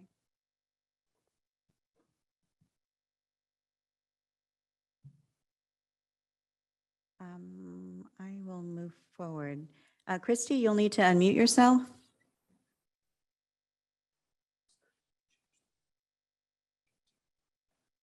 I don't see the other Christy now, do you? Okay. Do we have anyone else We do. wishing to speak? Yes, I'll move forward. Patricia Davis, you have the floor. Welcome.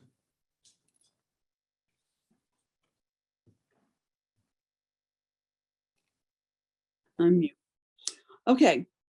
I want to thank you, Mayor, and also the City Council for your concern on this project. I also want to compliment the design of the project, but I think there has to be some adjustments. There has been impacts that need to be resolved. I'm a resident. I live on Forest Avenue. I'm going to be really impacted by this because I live across the street from the project. I live in the retreat area, which to me is a sacred area. But my concern is the parking, the employee parking and our residents parking. We now have 2 houses being renovated here on Forest Avenue within the 100 block. And it's hard for us to park during the day. I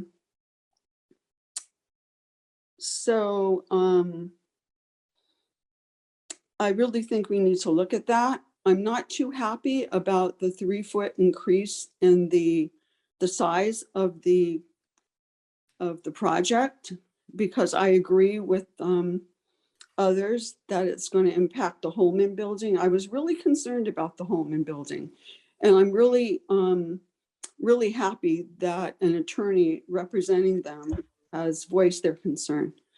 So those are my concerns. When I say the retreat areas are sacred, to me, I'm a docent at the Lighthouse. I also belong to the Heritage Society. I grew up in Massachusetts, and we also have a Chautauqua area that looks like our retreat area here.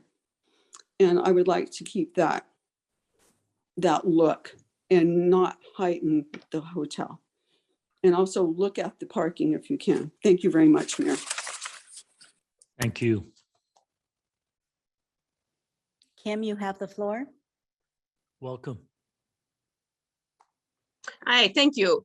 I just want to make sure that we take the concerns of the museum, and I'm not sure whether the library would have the same concerns, into consideration with the construction, particularly the underground excavating, because we know that the condo unit being built over there ran into some unexpected trouble when they tried to do some excavating for their pilings in there.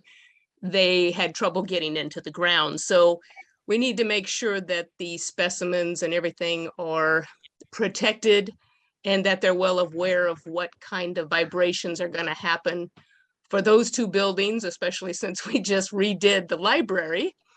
And if this hotel does go through, I would love to see those beautiful trees and your artist rendition actually put in. So that would be great if you can do that. Thank you. Thank you. And telephone number ending in 141. You have the floor. Welcome.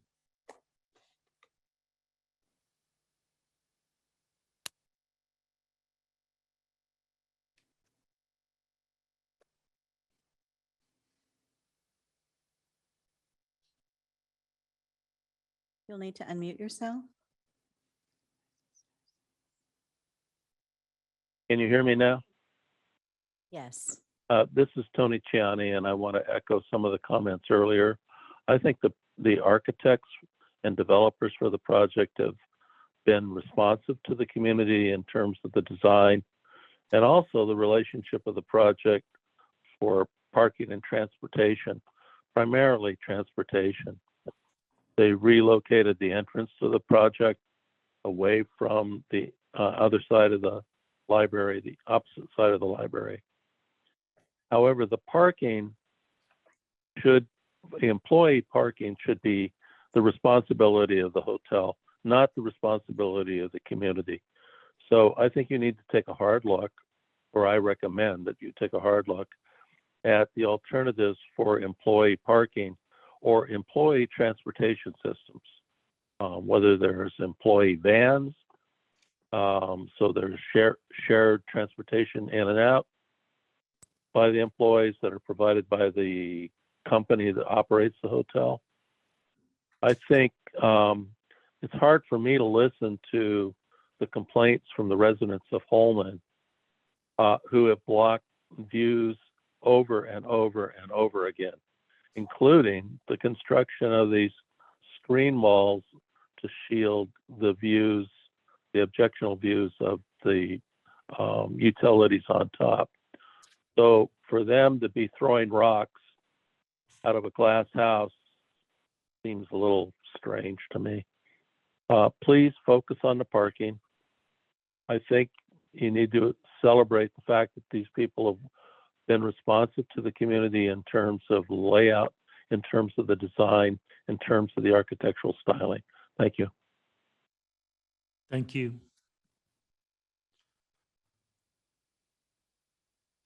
No other hands are raised, Mr. Mayor. All right, thank you. Looks like we have one more in person. Welcome. It is now. Yeah. Okay. Jeannie Byrne, architect and resident. It's interesting because the community has been very focused on a boutique hotel, but even boutique hotels have to be economically viable. And I think what they're doing by raising the height, the 3 feet, to get the additional height in the rooms, speaks to what a lot of the community has been concerned about in terms of a boutique hotel, but with the amenities that actually make it economically viable. So I don't see a problem with the 3 feet. There may be some impact, but there aren't any single family residents in the neighborhood. It's all basically commercial, and of course the home building is condos. So I think it's a great project and encourage you to move forward with it. And like they said, kind of time is money right now with the cost of materials. So please move it forward. Thank you. Thank you. All right, we'll now close public comment and bring it back to council for discussion or close the hearing part. Who would like to go first? Councilmember Emilio. Thank you, Mayor. I'd like to make a couple of comments before I decide here. I have decided this project has been going on since 2018. And they have a history of building boutique hotels since 1981. They've reduced the size of the rooms. They put in parking lifts. I think one of the important things to remember is this is going to help our downtown businesses. People will be able to walk to restaurants. They'll be able to go to even the stores downtown. And at the same time, it's not, I wanted to bring up something about the design of the boutique is, in my opinion, gorgeous. And it's not, and this is not to disc the Marriott Hotel, but it's a square building. And there's no design to that. That's in Monterey, obviously. But I also want to add that the TOT tax that's projected is, and the sales tax is going to really help our city coffers. And I am for this recommendation on the amendment. Councilmember Tomlinson. Thank you, Mayor. I echo a lot of what was said, and thank you for all the comments from the public and the emails that we received as well. And thank you to the developer and your whole team for being here tonight for this very well put together presentation and explaining the changes that you are requesting. I have no issue with any of them, decreasing the rooms, increasing the ceiling height. The exceptions that are being requested seem very well thought out and planned out with the community. So I'm excited for this project. It has water. We're going to receive probably about $1.5 million due to the water that they're going to be purchasing. That'll come really quickly and right away. And the project is shovel ready. So in 12 to 18 months, we can have this actual hotel built, people staying in it, helping our downtown, helping recovery from COVID, creating jobs from construction to long-term jobs, and then recognizing the TOT. So I know that the council before me was the one that approved and had the vision for the project. I'd like to just be here tonight and be a part of continuing that vision and giving you the approval to move forward, and congratulate the development team on raising the money and getting this far in order to be able to break ground. So you have my full support as the recommended action. Thank you. Mayor Pro Tem McAdams. Thank you, Mayor. I just wanted to confirm, I just have a couple of questions. So will there be any activities taking place on the roof?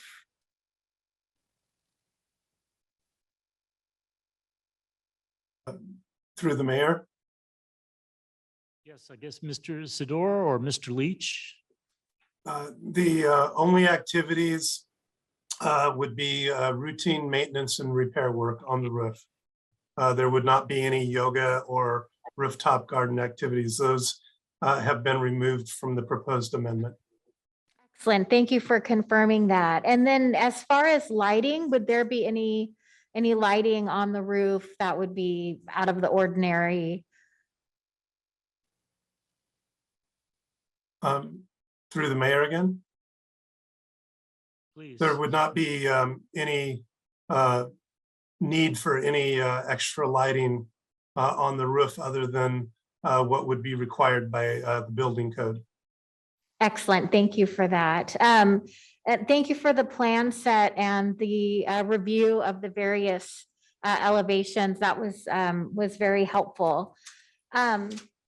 I just would like to echo Councilmember Tomlinson's with regards to, the prior council had this vision. There were lots of meetings. There was a lot of community outreach. to get this project to where it is today. So I will be supporting the amendments this evening.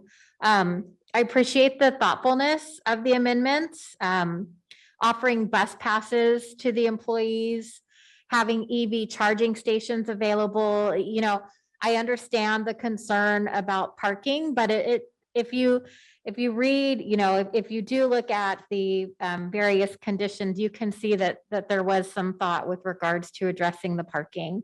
And I am pleased with those. So thanks very much for being here. And as Ms. Burns said, time is money, and I can't wait to see you guys get going on this. Thank you. Councilmember Coletti. Thank you, Your Honor. I also have a few questions for Mr. Sador. As I understand these elevation drawings, the bulk, if not all the exceptions in the 40-foot height limit occurred down slope. Is that correct? i.e. towards Central. Yes, that is correct. For the most part. Yeah, but the bulk of them, as shown in these elevations, I think that is important to point out, because if the height exceptions were up closer to where the Holman condos are, that would certainly, I think, affect them more than if the height exceptions are downslope, which they currently are proposed to be. What about the trees? Is there a condition of approval that does require the trees shown in the renderings to be planted? Through the mayor, there was not a condition in the original approval that I recall regarding landscaping. And so there was no like condition brought forward to this amendment. Okay. Is the developer amenable to actually putting in the trees they drew? I guess that's for Mr. Russum or whoever wants to field that question. Sure. Excuse me. Yeah, I'm happy to respond to that. And Bob will certainly knock me down if I'm not correct here. But the original approval included a landscape plan. It included, bulb outs along the street, enhanced paving, and an indication of a number of trees. So our expectation is that is part of the project, and it is in our plans that have already been reviewed once through the permitting process. There is a landscape plan there. So one would expect, I mean, to be honest, there is some architectural license that goes on, artistic license that goes on when you produce a rendering. But yes, those street trees are part of the project.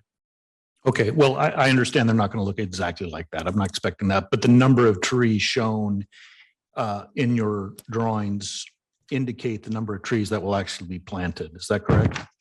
We have not made any deviation from the entitlement drawings, which did have a number of trees in them all along the street.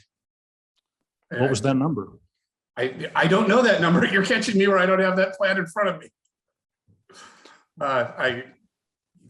If you'd like to come back to me, I could answer that in a few moments. Okay, Right. Please, thank you. Okay, move forward and I will work on that. Fine, thank you very much. I appreciate that. Mr. Sador, was there another an updated sun and shade study done for the based on the proposed increases in the building height, overall building height?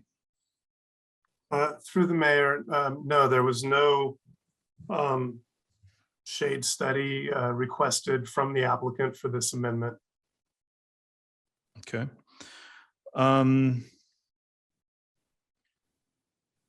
Getting to, so there, you are going to dig down, and I'm sure this is in the building plan set, the actual structural. But how will groundwater be diverted for the area in the parking garage that is going to be subterranean? And I'm assuming that's all been analyzed through the CEQA process as far as the diverted water. Maybe the architect. I know you're busy looking at trees, but how about the water? I can address that if you like. I mean, part of our construction agreements with the general contractor is that there's a budgeting for dewatering. If you come in, and water moves around like rivers. You can find it in one spot and it's gone in another spot. But we do prepare for that as part of the. We worry about everything that can go wrong. So dewatering and controlling, the water level as we dig is something that we budget for and care for. Randy, you can address the system in terms of how you see us undertaking that from a design standpoint. Sure. I wasn't sure if we're talking about dewatering during construction or just general, water treatment as part of regular stormwater standards that we have to do. At this point, from a dewatering during construction, in our geosciences tests, there has not been any groundwater identified, but that's only where we drilled. So there could be one 5 feet away and we might have an issue. And those are course construction problems that go on, as Robert said. We're talking about how we're dealing with actual water runoff. These are underground chambered percolation system, as well as surface percolation. And we're meeting all of the stormwater standards as we required by state law. Okay, well, I guess I'll clarify a little bit more. The Holman building certainly had water.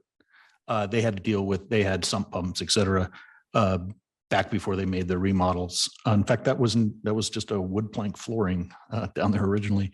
But what I'm asking is, there's going to have to, what is there, a French drain or some kind of drainage contemplated for the removal of water that does come up against or impact the subterranean wall?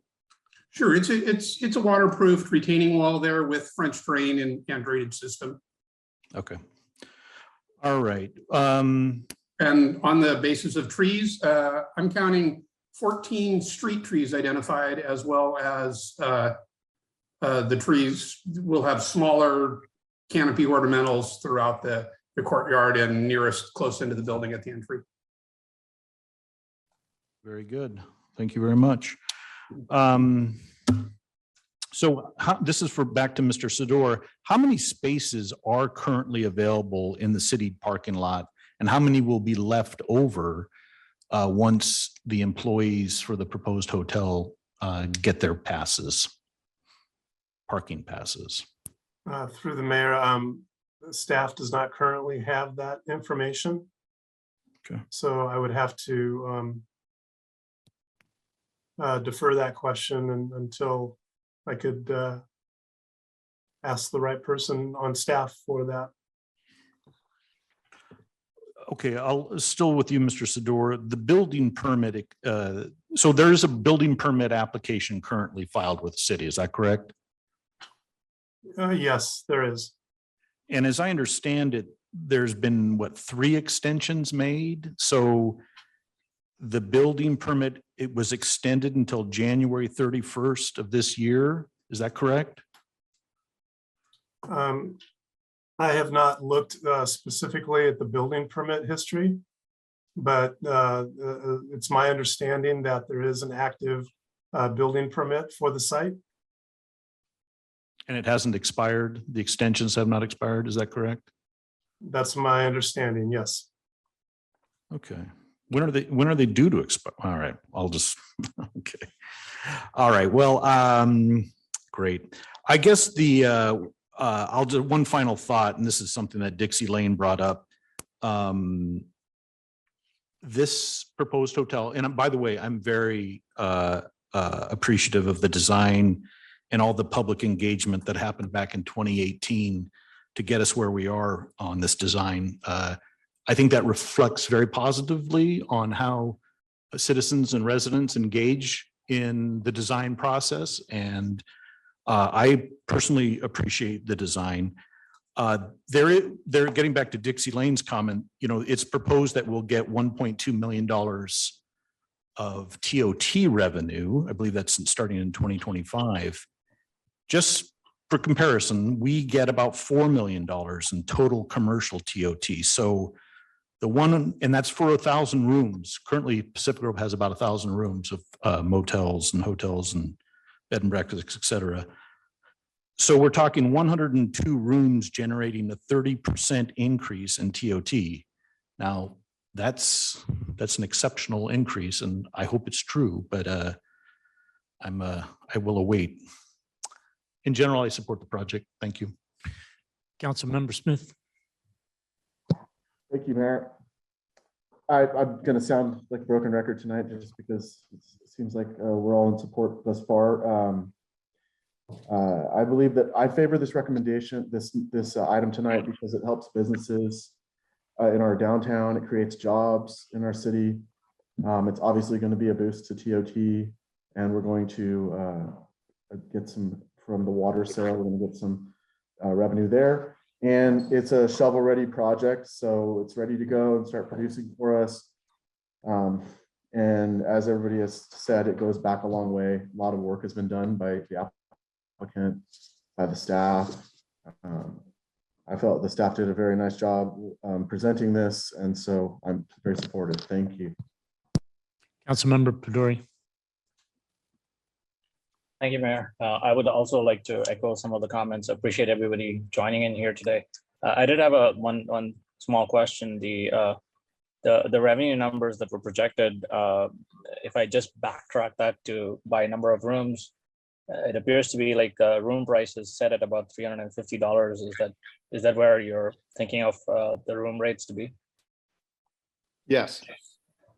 Okay, cool. And then I also wanted to, and this is just how I know there were a lot of parking related kind of items, but when I looked at it, what was previously approved was 116 rooms with 93 parking spots.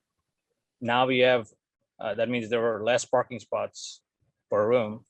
Now we have 102 rooms with 112 spots.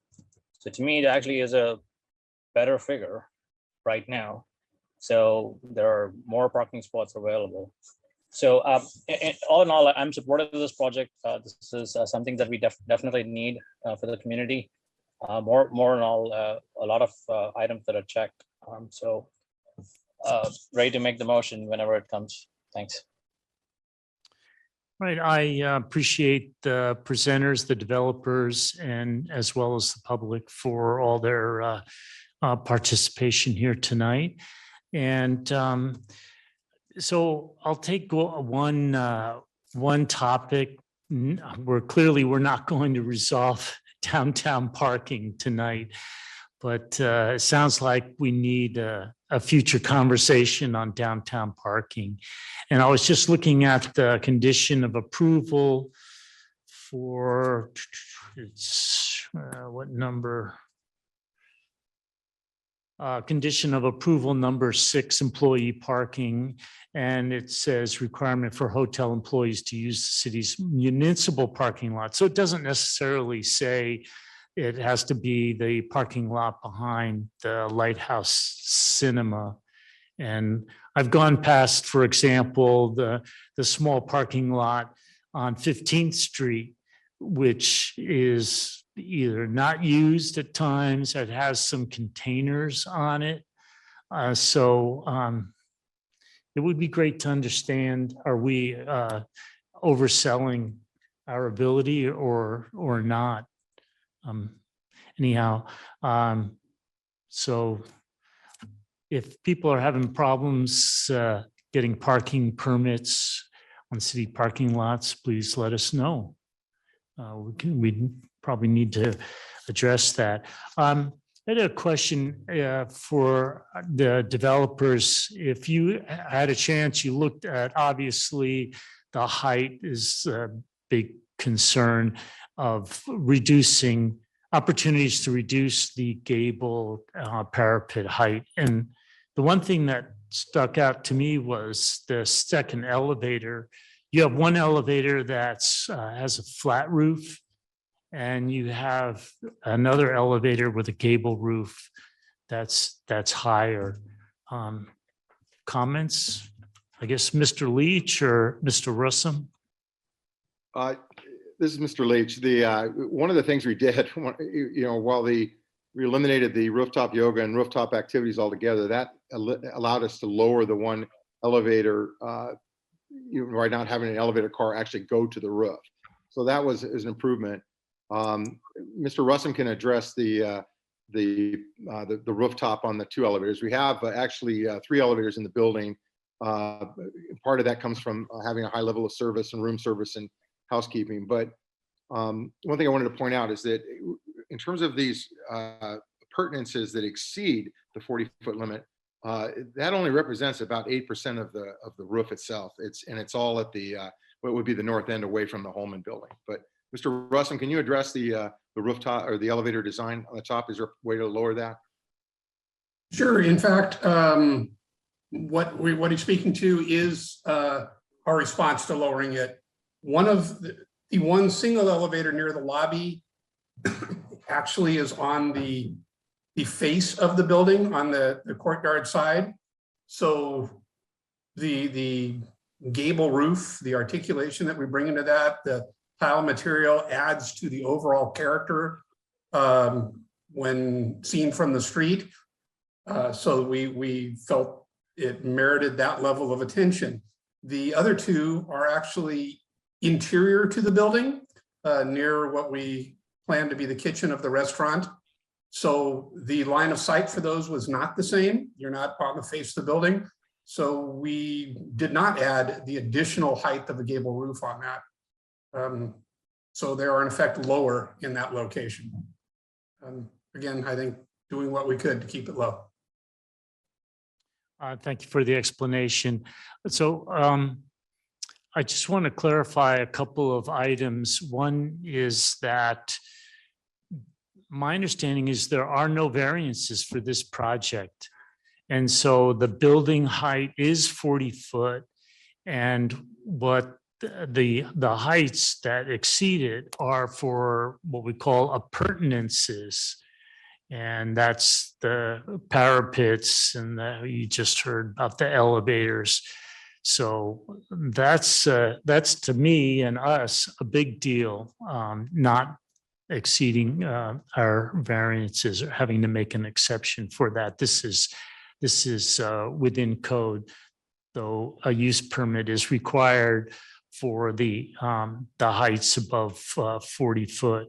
And the other one I want to, the other concern that's come up is in regards to parking between the Holman building and this hotel. And I'll turn to our city attorney, who may have some words of clarification for us on that. Well, I had some discussion with some individuals representing the Holman properties, and they did express some concerns about being able to exercise their rights. They do have rights to ensure the parking. I don't believe that conditions of approval are an appropriate way to ensure their ability to exercise their rights. They have easements, and they have the ability to enforce the use of those easements. I believe that there was a reference at one point to the 14 spaces, and there is some confusion as to whether those are available to the public. Those by easement are dedicated to the Holman. So if there was a reference to public use of those 14, that would be in error, but I don't believe there needs to be any change to what you have before you. I don't believe that it's this council's place to enforce private rights that are clearly deeded to them. Thank you for that. And I think in the report, it says the Holman spaces are available to the public. So as you've just explained, that is in error. The approval by council will not make those available to the public. If those are private interests, private spots, then they will remain so. Okay, thank you for that. And my last comment is in regards to being a good neighbor during construction. We heard from our museum executive director, Carla Bitter. And so I would hope that Mr. Leach and his team would communicate with not only the museum folks, with the executive director of the museum, but as well as the library director, particularly if there's going to be activities impacting parking or traffic or road closure on Central Avenue, that would impact both buildings and the patrons anyhow. Councilmember Emilio. I'd like to make a motion. Thank you, Mayor. I'd like to make a motion to approve amendment number 21-457 to the previously approved AP/UP 16-203, Council Resolution number 18-030, September 5th, 2018. The proposed amendment is in substantial conformance with the original project, which demonstrated consistency with the general plan and zoning ordinance. I'll second that. It's a tie, but let's give this tie to win to the Mayor Pro Tem McAdams. And could we have a vote, please? Yes, sir. Councilmember Emilio, Aye. Mayor Pro Tem McAdams, Aye. Councilmembers Tomlinson, Aye. Smith. Aye. Baduri, Aye. Coletti, Aye. Mayor Peak. Aye. Motion carries 7-0. Thank you. Let's take a short break and 8:18. How's that? Before we break, can I make a comment, Mayor, that we move up 9C? Well, let's When we get handle it back, when we you wanna get do it? back, all right? Okay, cool.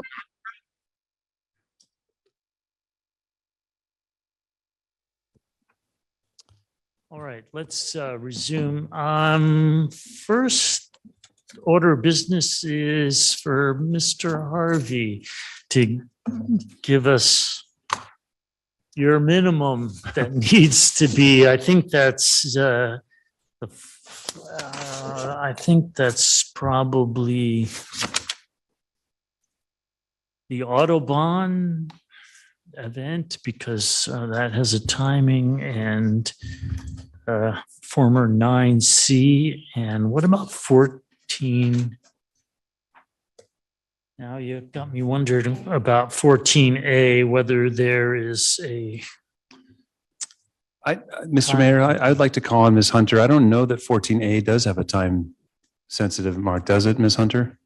It does, in that we do need to get started on this. It is a very long project to get No. through the whole housing element process, so we really cannot delay. But if I may, Ms. Hunter, if, you know, I understand the importance of it, but if something push comes to shove, it does not have to be heard tonight. That's a true statement, correct? It is a true statement. Okay, thank you.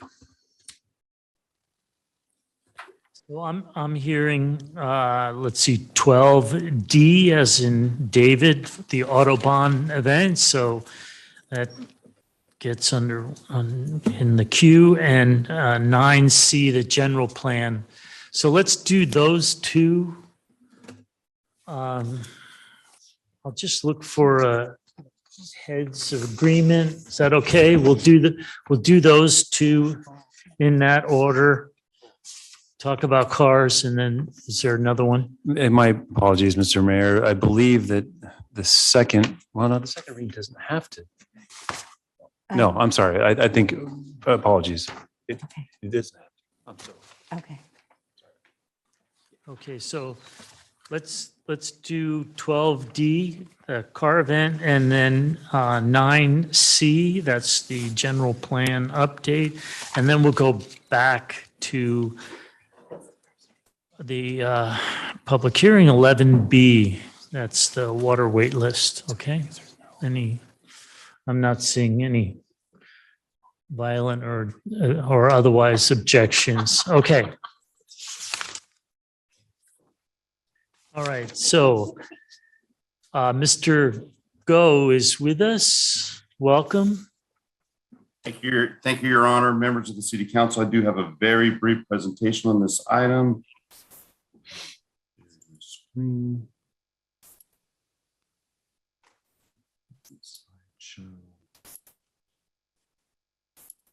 Very good. Well, welcome, or thank you for having me here tonight. I'm here to discuss a car event that was presented as part of the special events calendar. It was requested for us to obtain more information